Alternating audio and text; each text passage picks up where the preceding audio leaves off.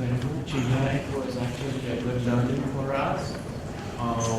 We have been able to learn about the different interventions there and the livelihood opportunities which were provided to the local community, and which helped them to become resilient against coming disasters in case will happen.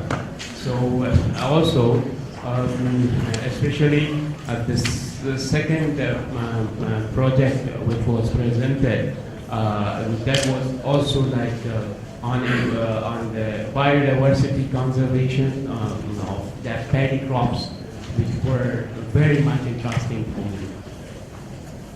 I think we have to be careful about this one single intervention that leads to this multiple change. Because sometimes, yes, that one intervention triggers a whole set of changes in the whole system. But unless we are aware of that whole system, we could get blockages to those changes cascading, so to speak, and then it doesn't happen. You take, for example, the importance of credit to release the fishermen from the middlemen. That was important, but the fishermen then had to form village groups for further action to happen. And that formation, if it didn't happen, and I wouldn't say that it was automatic that it happened, they were now available. And there must have been some internal leadership that led to that formation, which I think we need to examine.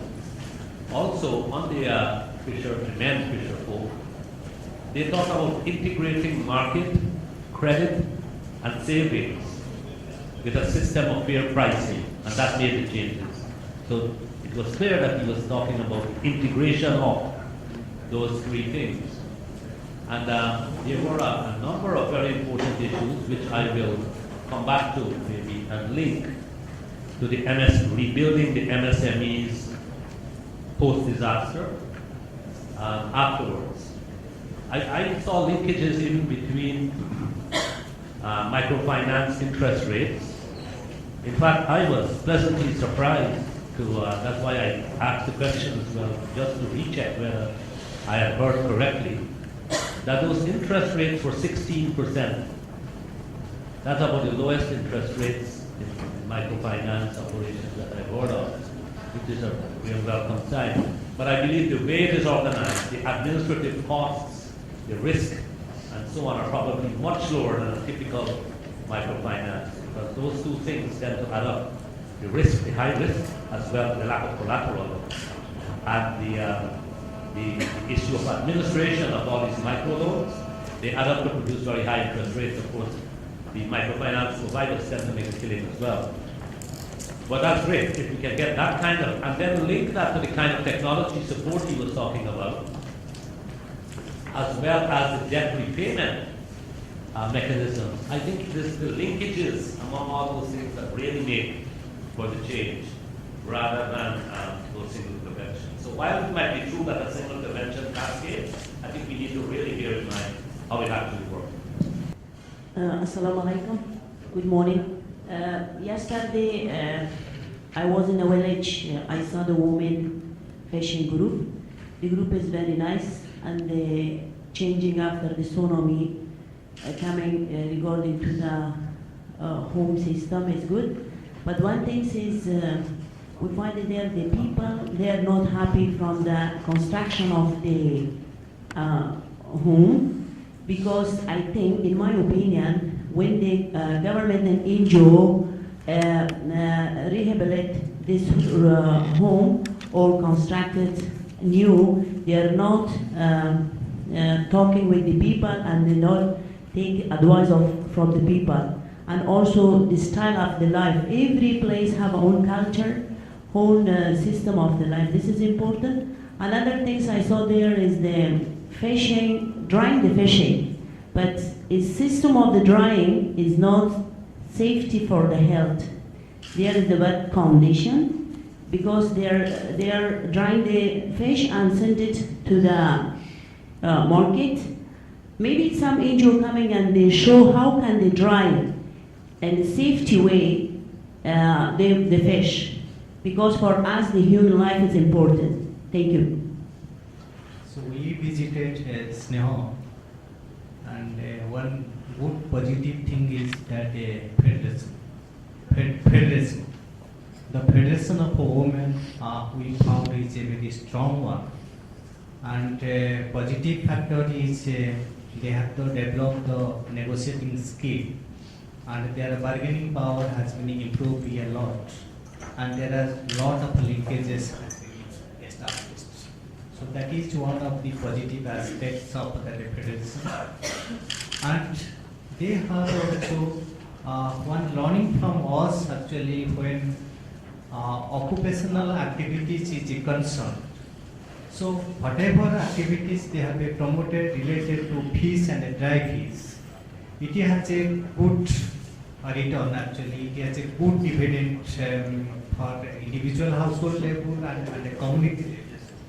But all the alternative livelihood what happen is they are promoted by various NGOs, and it was found that it's a completely failure. Alternative livelihood, they have been promoted many alternative livelihoods. We could not able to get the reach actually detailed region about that. But whatever alternative livelihood system has been developed for the women and men folk also, it was a very shorter period. So far the NGOs were there actually, it was there. The moment NGOs withdrawn from that area, it was not there. That is one of the greatest learning for all of us, that we should, when people are occupational things are there, like these are for communities, we should think in what way they have that expertise, and we have to promote that. So that is one of the greatest learning from that group. And another thing we found that the confidence of the people, the individual household confidence of the people, so far the preparedness is concerned. And for the coming tsunami, all the households are prepared. That's one of the very good sign that at the individual level and household level, people are prepared. It's just like the culture of the preparedness has been established. So that is one of the learning event we have to take forward, that how it has been established. So that is our main learning on that actually. And when there is a federation or a cooperative, it has given a value system on their cultural life, and it has given a value system on their economic life.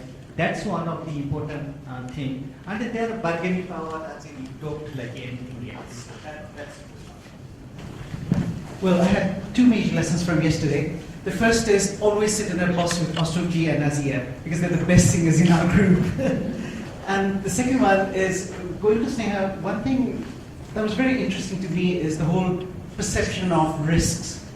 I think it's a topic perhaps, the disaster community probably also thinks about, the psychology of, how forest poor or even not so poor think about risks and how they perceive it in the long term. Because we know in natural resources management and other sectors that poor are usually most risk averse. But yesterday when we were talking to the Sneha group, the ladies, the fisher women, and they were asked about what preparation have they had, what kind of training or what kind of drills do they do for potential future tsunami, I didn't get a feeling that they were that concerned about it. So in the bus when we were coming back, and Sushant and I were talking about it, and we were thinking maybe part of it was because of the translation and the discussion, perhaps we didn't understand the theory what they were saying.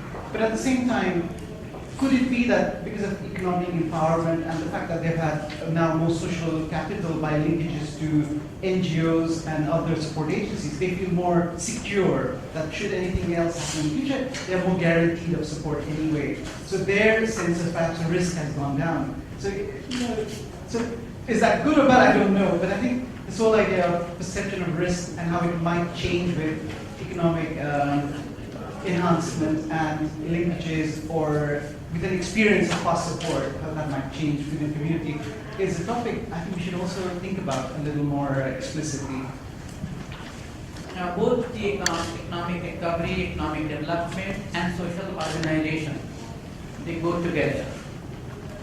And it's extremely important that any effort at economic recovery should be preceded by organizing the people, bringing them together, developing a shared vision or shared objective. So that's one lesson. The other thing that actually I wanted to go to, and we didn't get enough time, is what kind of civil society values that we develop in course of development. What kind of social and cultural transformation that we bring about in course of this economic development. I think that's really a key to the sustainability of the gains. And I was referring to this famous Swadhyaya movement in Maharashtra. The Swadhyaya movement was led by famous, I would not say religious reformer, but a cultural reformer, Pandurang Sastri Akale. And it was very much spread to the entire Kodi community, fishermen community in Maharashtra. And it aimed at several changes in their lifestyle, where they were asked not to go to the money lenders, they were asked not to touch alcohol, all kinds of cultural changes which improved their lives considerably. And this movement in Maharashtra was very, very powerful, very strong movement. So this kind of a cultural change, cultural transformation, I think is equally important to sustaining the gains. Thank you. Okay.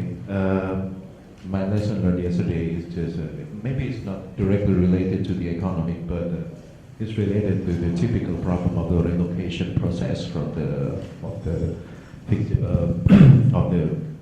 in the prone area. One typical problem is, and this is a concrete one, people always have a safer house, they always have a better structured house, but the living space on this house is always narrower than before. Actually, this is a normal in every location, even in my country, like that. The interesting point is that it's related to the psychological aspect from this planning, and another thing because what the basic lesson learned is that the living space is getting narrower, and then government should pay more attention to the land use planning. This is typical problem too, even in Merapi is not. So I think this basic problem should be handled first before we think about the economic development, the land use planning, of course, because it's related directly to the access, it's related directly to the even for marketing and so on. Even for if you have to lend, if you have to borrow money from the bank, you have to make some certificate to be given, and then maybe it's related because yesterday actually we didn't. I visited the Sneha, and actually in my mind is that they don't have any good economic concept yet for their market. They don't have a good marketing scheme. They don't have any good, even the project, even the workspace is not so hygiene. That's what I think about it. Thank you. Yesterday we had a very good experience. We went to the Bedrock, that milk producer society.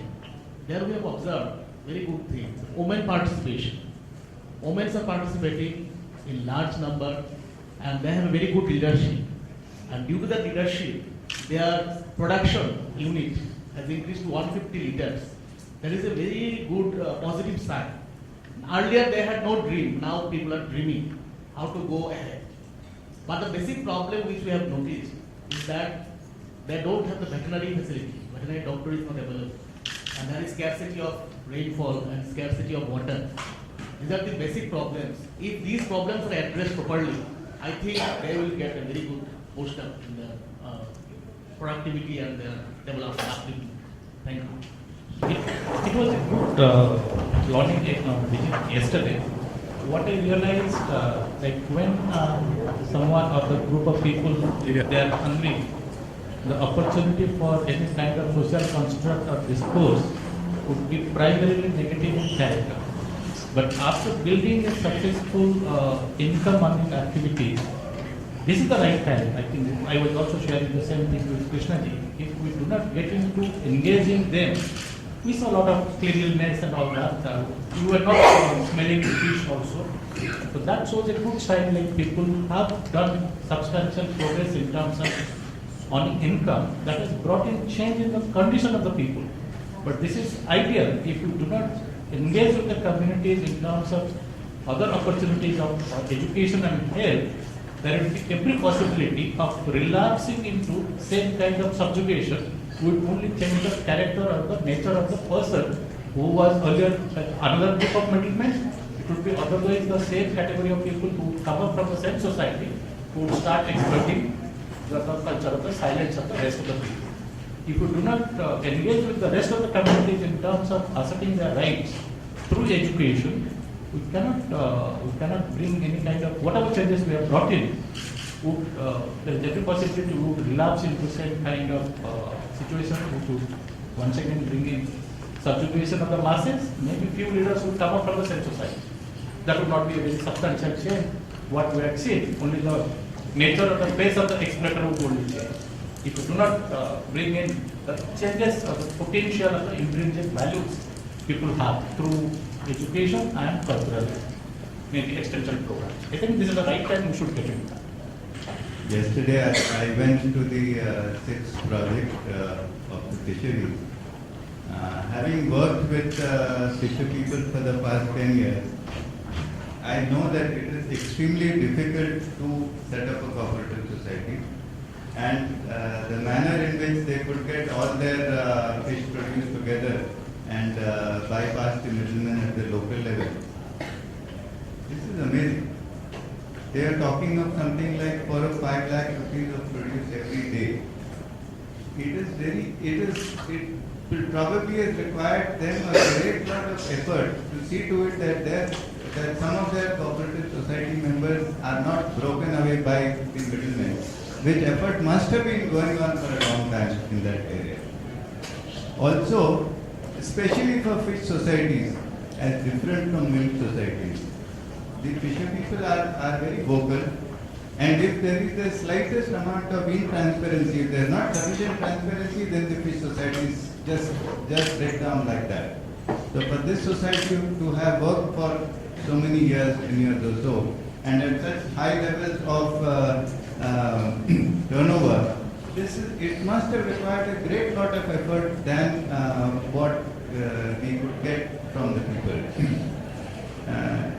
As you rightly said, Naresh, there's probably a number of local leaders and a lot of effort which has gone into keeping those groups together, and that needs to be continued. Otherwise, this whole thing will go down. We couldn't get an idea of what their future plans were, but perhaps they may be thinking of some sort of drying of fish, some collection of ornamental fish from the sea for the women. I don't know, we tried to ask, but we didn't get an answer as to whether they could collect all their fish and sell it directly to some large wholesale fish market or something like that. But that is a local situation, and they possibly must have considered it. And it is very important that we go to see it well. For such a large number of fisher people to come together for a long time, it has required a great lot of effort, and I must thank you for the opportunity to go on this. This breeding of resistant crops, alternative crops, which are resistant to salinity, drought, flood, and based more on the traditional crops.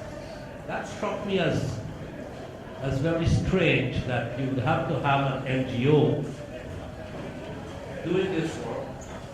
And I wondered what has happened to ICAR the Indian Council for Agricultural Research, and what has happened to the agricultural extension services of the government of Tamil Nadu, who should really be doing this, or at least in partnership, and that was not mentioned at all. In talking to other colleagues about that problem, I heard that some people saying the extension services are broken. Other people say that they are there and they are happening in parallel. So the big point I want to raise is the institutional arrangements post-disaster. We need to be looking at it in a rather critical way, and to ask the questions now, what's happening to these organizations and institutions? Why is it that an NGO has to be doing this kind of, and maybe struggling to do it, although they're doing great work? And what is happening to these government services? They should really be in the forefront of leading this recovery. And we're not seeing that. What was really ironic, I mean, I happen to have been to the Indian Agricultural Research Institute as part of my own education, so I know this field a bit. The father of Indian Green Revolution is from Tamil Nadu. And what I'm hearing is that the Green Revolution has done more harm than good for disaster situations, which is of course shocking to me, since I also was a great supporter of the Green Revolution at that time. This discourse on the Green Revolution and its effects have been there at various levels in various quarters of the country. Not just post-disaster, but overall the impact of the Green Revolution. I went to Sneha's place yesterday and talked to women group over there. So they really feel empowered after tsunami, like different activities that they've been involved in are really good to see and listen to us as a Nepal as a different groups like community disaster resilient funds and all that stuff. The main thing I was concerned about in the field visit was about the maintenance of the houses that you should see we're talking about. Properly in the disaster affected area, and I felt like a false sense of hope. A false sense of hope to the people. Like again, they are relocated to the area. I think in the coastal regulatory zone. How it would be seen in the days to come if a worst case scenario happens again in those parts of one issue of so it's a major issue of concern, so that need to be taken into account by NGOs and government agencies. Just one small point. I mean, housing, of course, it's a separate discussion by itself. Our friend from Indonesia also mentioned that the size of the houses has gone down, the area of living space has shrunk. But we also need to keep in mind that there were a large number of people who did not have proper houses. They were living in makeshift, shacks and something like that. So for a large number of people, it's the first time they are living in a proper house. So it's a huge welfare or economic gain for them, asset gain for them, and it has really transformed their lives. When a large number of people join the housing exercise or housing initiative, it's very likely that the land that is available would shrink. The land available for every one of them. We can't have this. And earlier the land holding was a reflection of the skewed pattern of the assets. That some people had more land and some people who were landless never had any house. So it's also a move towards a more, I think, equal or egalitarian kind of a structure. The point that you make is also valid, but the thing is this, that it's a difficult decision. How far you can go from the coast. And you can make it very secure by moving away, but in that case the livelihoods are threatened. So you strike a balance, that you are reasonably away from the coastline, but at the same time you are close to the sources of life. I guess this is more of a food for thought rather than lessons learned from what I saw yesterday. There's a mention that there's concern regarding federating that little organizations to higher levels. I guess this would require a different kind of ballgame. That's what I raised the other day when I say, how would the private sector get involved in this? It should not be just the corporate social responsibility that we talk about, that get their 2% and everything that will be fine. I think how should we involve them in terms of maybe forward and backward integration in this whole way of the business cycle, I should say. So maybe when we're successful in making, for example, taking them away from the clutches of money lenders, at that different level, federating them bigger scope of business, that might not work. It might need some critical collaboration with big players in the business sector. And I guess that's one, just a food for thought that you might want to. Just a quick comment on this challenge of federation, of how to get these groups to form a single bigger unit so that they become effective. In looking at the challenges elsewhere as the SHGs or other kinds of groups wanted to federate, I found that maybe we can learn some lessons of why federations work in countries, political federations. So if you look at India, why was the union necessary? Or the United States, or Canada, or Australia? We learned a few lessons as to what does the federation do well that the individual groups cannot do. And why is it, what are the driving forces for us to want to federate? Unless you delineate clearly what's the value added of this federation and who will do what, you get this ambiguity in roles between wearing the cap of the head or the representative of the local organization and then sitting as a member of the federation. You get this ambiguity and the delineation and clarity of those roles, and then the fee structure. Who will contribute what to make this thing happen? Because otherwise the organization see this as an additional financial burden to run this federation, and if they don't see clear benefits, it collapses all the time. It happens. But I think there are ways to make it work if you understand clearly what's the value add.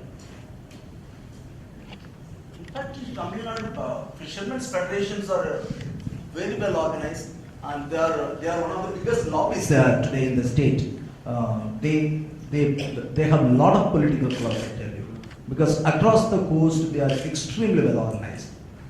They have high bargaining power, and they can just tilt the government actually in any elections.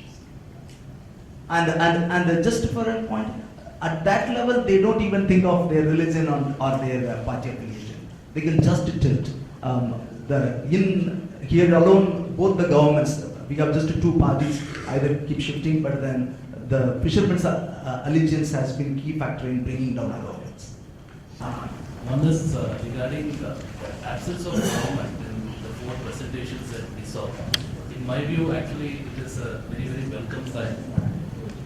Because in the long run, as we see, the role of government is to make sure that the buyers and sellers have equal power. And there are days when buyers win and there are days when sellers win. And it is very important for government to be in the back rather than to take an active role. So I was very happy to see that after 10, 11 years of tsunami having occurred, government does not have any direct role in this, because ultimately in a perfectly competitive market, I feel the end customer's benefit is what is essentially important from if you want to look at the holistic system, because it is unproductive for a country when the buyers will overwhelm the sellers in the long term. It's the first one. The second thing is about the environmental aspects, about CRS and a lot of mining rules and all which has been passed. In India, we have the central list, state list, concurrent list in the constitution, wherein the central list delineates the list of responsibilities which are controlled by the central government. And the environment is an aspect of central government. That is where a major clash occurs, because the forest right, all these acts and all are passed by government of India, and the state does not have any right to overwhelm problem there. And CRS, when it was initially passed, it was also appealed against in Honorable Supreme Court, but it was turned down. And similarly, like recently last year, there was a mining order by Honorable Supreme Court regarding mining resolution that any mine beyond 5 acres is illegal. But what happens is these acts come over a period of time, and before that there are a lot of settlements. Like in coast, there are a lot of fishermen, there are a lot of people doing small mining. And many a times what happens is when it is taken at a central level, it is contrary to the livelihoods of the people, but unfortunately the state government and central government are all stuck. No one knows what to do. Like CRS, it's there, it's as per the letter it's there, but I think hardly it is practiced anywhere in India. Similarly, a lot of this mining rules. The second one. And the third one is regarding the Green Revolution.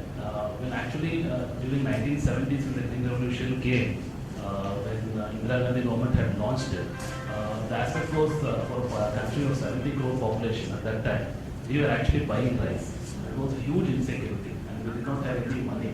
So the Green Revolution was introduced to increase the paddy and wheat cultivation, not for any other crop. And what happened over a period of time is ICAR, Indian Council of Agriculture Research, when high-yielding varieties of rice and wheat were calculated, it greatly favored few states. And the indigenous varieties got lost out over a period of time, but right now it is being developed through various other streams like national fishing, like the special species of lands with health values, and a lot of things organic are being practiced by tribals across India. Those things are getting a lot of market value and they are really coming here. Just want to ask our international participants any more learnings, any experiences you want to share, if you think you can apply some of these things to your context. So. Thank you, Tifa. Good morning, everybody. Good morning. Good morning.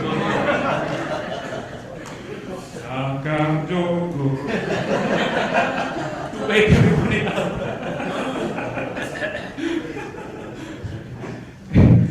Anyway, I was very fortunate yesterday to join a group to one of the agriculture-related initiatives. I think that was an impressive example of a successful community organizing work with background. Why I said this, in the village where I think most of the people have limited means of living, the fact that now they have a very good structure in place in terms of doing the water user association. They now have a structure in place with clear leadership, and the membership is open to all, both the landowners as well as the majority of the laborers in the place. And then they do a very good mapping, resource mapping of all these initiatives, and then jointly agree that, well, let's not do just rice, but let's do seeds, or seeds development.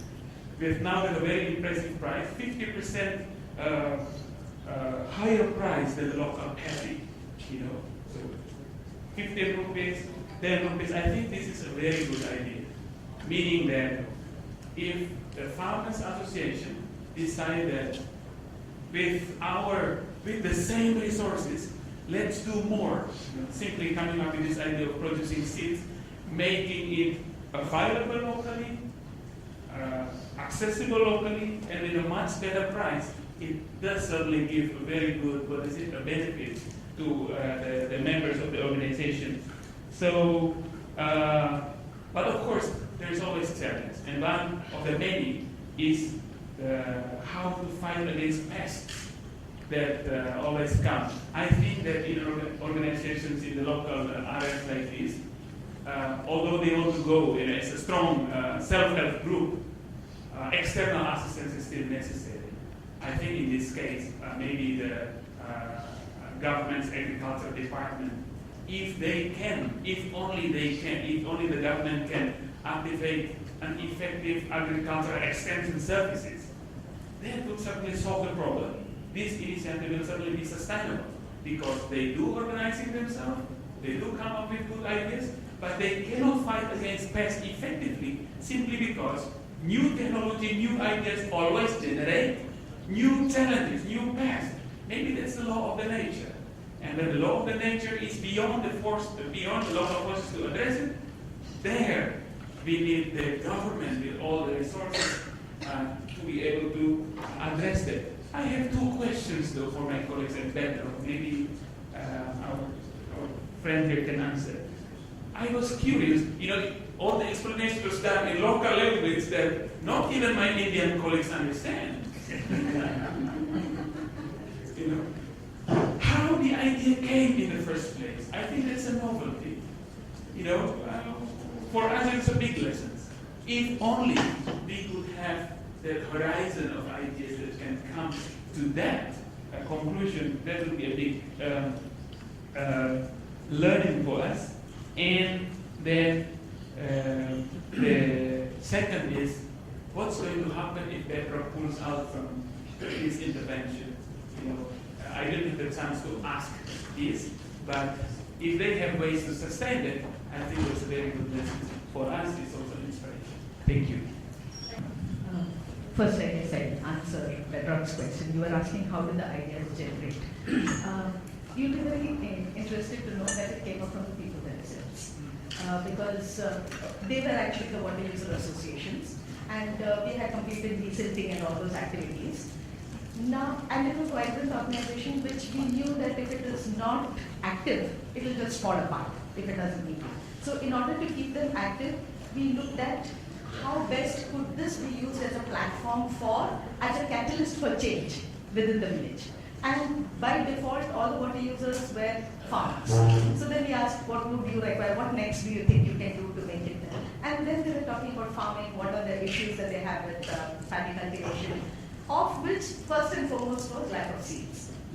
So then we looked at, okay, let's see how we can get seed production. We linked up with ICRISAT, TNAU and ICRISAT, and got their help in promoting seed production over there through local farmers. So it came from the people, their issues there. As far as your next question goes about where will things stand if Bedrock pulls out? As far as the milk cooperatives are concerned, as long as there is a dairy unit and marketing, at least the base level marketing linkages in place. There are milk societies we have not visited from the past 1 year, and yet they are functioning on a regular basis because everything is taken care of at that level itself. Not our idea. We copied whole scale from the Operation Flood Amul pattern, and because there everything is laid out. Rules, regulations, and those are tried and tested methods. One does not have to reinvent the wheel. So a little bit of experience from there and their processes. Are you familiar with Amul? The Operation Flood.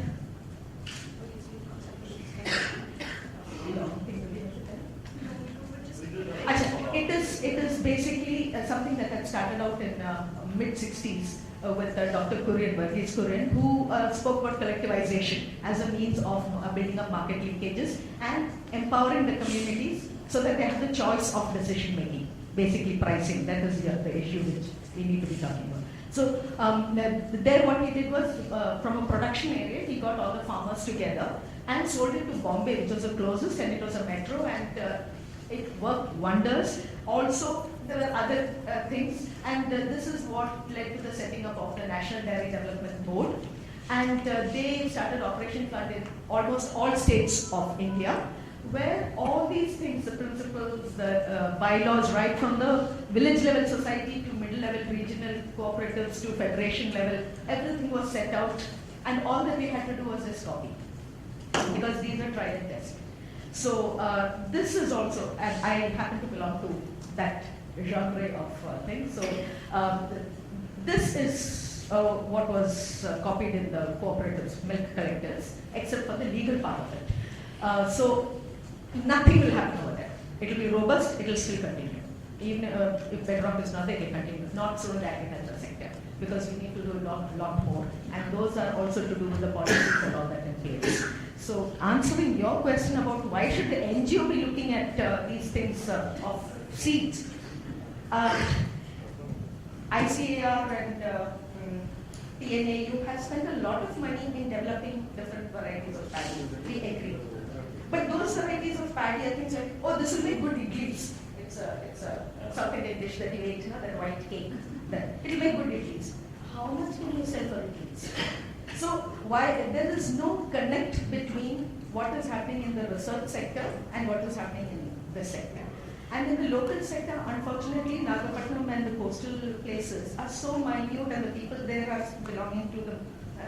whereas what ICR and all of that are doing are for the larger community. So obviously they'll spend more time in looking at those things and we require some specialized inputs into this. So that is why there is a disconnect between the two. And agriculture department does not have enough staff to meet out to everybody. They have targets, they have budgets. So what happens is that a village extension officer or an agriculture officer has about 10 villages under him, and he's got to report back saying that he's spoken to dash farmers, and those things have been taken up in so many acres of land. So obviously we need the largest farmer who's got more acreage than a small farmer. So all these are operational aspects which says that though the system is in place, the rules are in place, there are last mile connectivity issues because the targets set are different. So it's a question of policies and this aspect. And just one last point, you were talking about enabling environment. That is, government is away and that is a good thing. Yes, government is away and that is a good thing at one scale of the business, where the production is concerned and the thing is concerned. But in order to deal with the larger players, you were talking about the monopolies and large players coming to the market. In order to deal with them, you need strength. And in order to have that strength, you need to have an enabling environment in place. And it's a government's duty to place that enabling environment in place. Access to financial tools and access to banks. Do you know that banks have refused our mixed societies accounts? Because they said that you may have, Bedrock may have many friends and relatives, but we don't have to give all of them accounts. So for disaster resilience, we want to start bank accounts for our producers so that the money is transferred through the bank and savings can become a habit. And the banks refuse us accounts. So where is the enabling environment? Government does not have to be in the setting, but at least create the environment so that there's a level playing field between these small time players and the large time players. So policies and all that does play a strong role, and the government has a large ownership of those policies. Just I want to share my one experience about water user associations.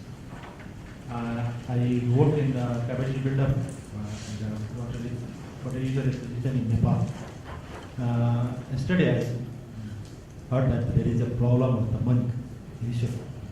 So same problem is in the Nepal. But water user committee is they manage their fund from the two ways. One is a water tariff. They charge a small amount of money, water tariff, and they collected the money. So the small money can pull the big fund from a donor agency, and other. They did this one thing. Another one is that they planted the trees in the canal areas, and after some years they save the wood and then collect the money, and they make the structure of the complete structure and lining the canals. I think this way can be the managing the right way. I don't know the things. In the year, I don't know. Just one question on this table. I just wanted to know why did the banks refuse? They must have given you some response. What was the response? The rural banks don't have enough staff. So the paperwork vis-a-vis the amount of transactions becomes the criteria. So if there are larger people with, if there's an individual with a larger volume of transactions, they prefer to spend the time and effort on that. These are all small accounts. But you could have opened up the saving accounts in the post office? Yes, madam, we did. Okay. And I'll tell you what happened. Because these small post offices, the day that the milk value payment has to be done, they have to withdraw something like 1 lakh rupees from the local post office. Okay. So what it means is that we have to inform the post office people about 5 days earlier so that they can make a request to the main post office, get the money from there, and the local post office does not want to keep that much money with them due to security reasons. So. Here, just one point I want to add that the leadership development we found in the women's group and the awareness That is one of the amazing factor of the area we visited just now.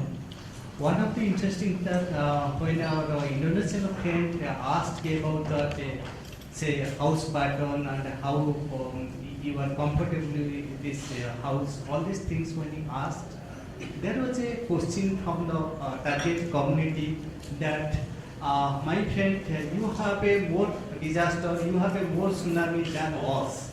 So what is the response of your government and what is the response of the civil society organization? So that is the level of awareness at the community level, and thanks to the NGOs and those who are working there, they have created that level of awareness so that now people are vigilant, whether it's Indonesia or it's Philippines or it's India, they compare it where the tsunami or what the cyclone and what is the response of the government and the civil society. That's one of the important factors we can learn it. I would like to say many thanks for the opportunity of go to the field trip. And when go to the field trip, it is very interesting when heard that after use the better quality of sheep, they can get higher production. However, one thing I am thinking about the problem when the higher production, it can be make the price is reduced. So we should think about the market for the farmer to get a higher benefit. And the second, when observation, when do the observation, it can be seen that there are a lot of grass in field, in the battlefield. So I think it can have a effect to the production.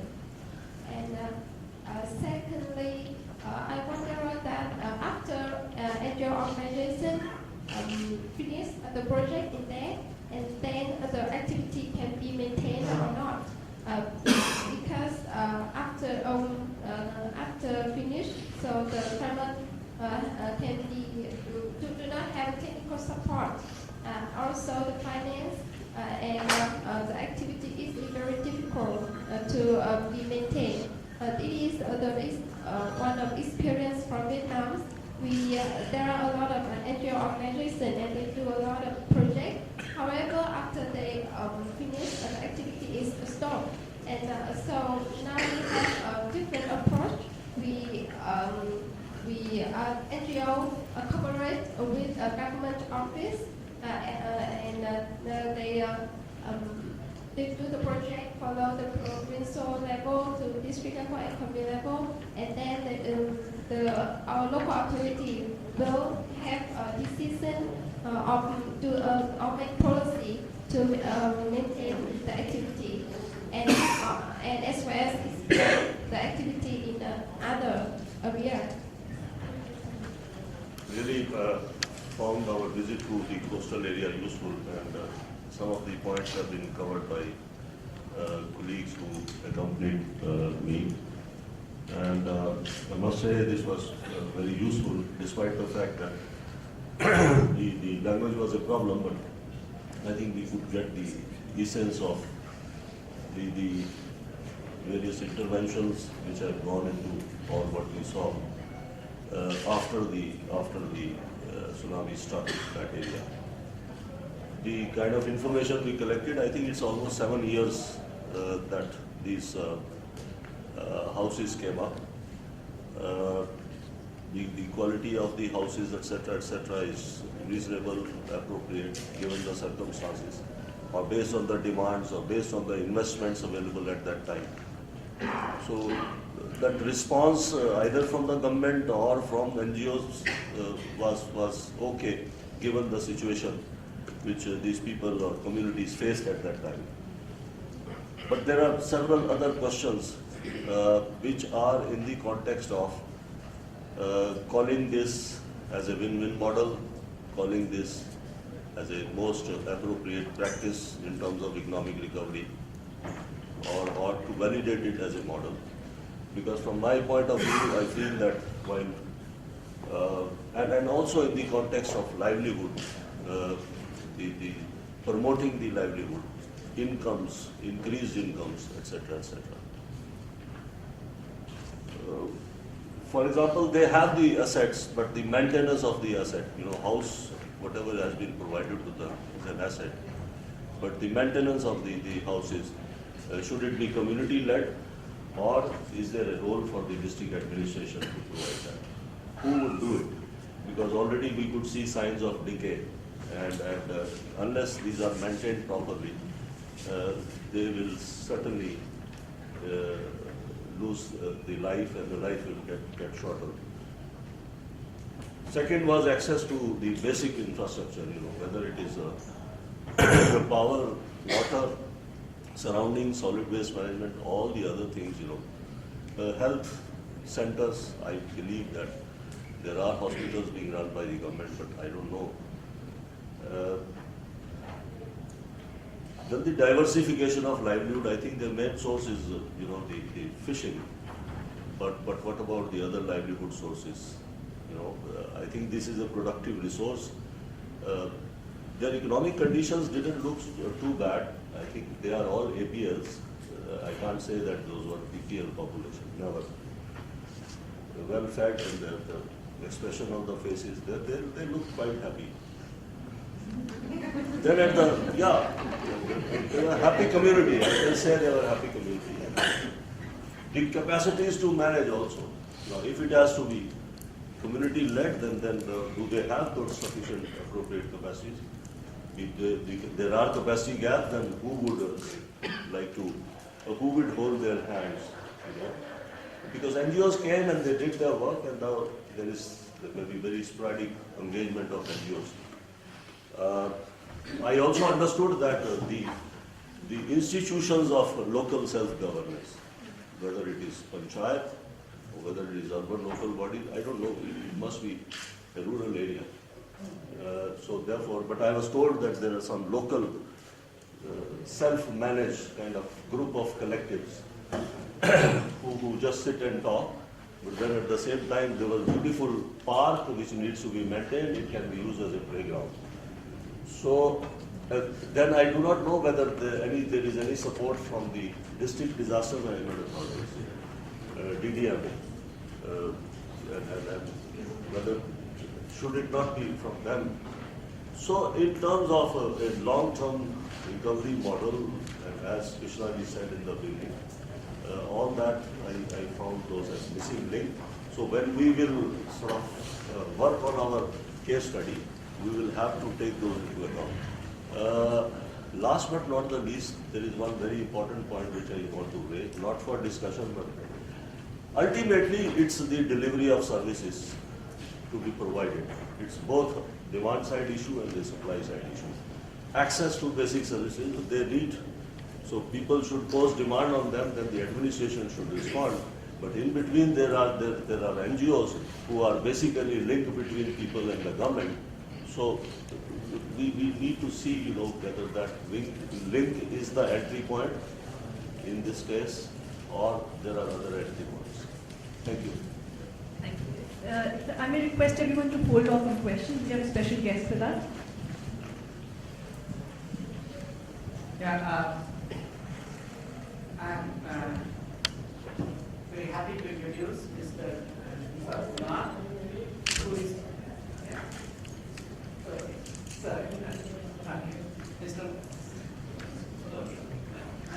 Mr. Manju, who is the Joint Secretary, Revenue Department, Government of Pondicherry. They are our local hosts, and we have organized this event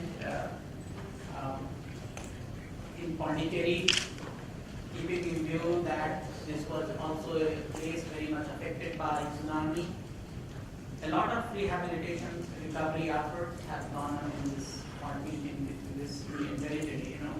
As you may know, that Pondicherry is slightly different from Tamil Nadu. Pondicherry, the Union Territory. We have our participants from 8 countries here.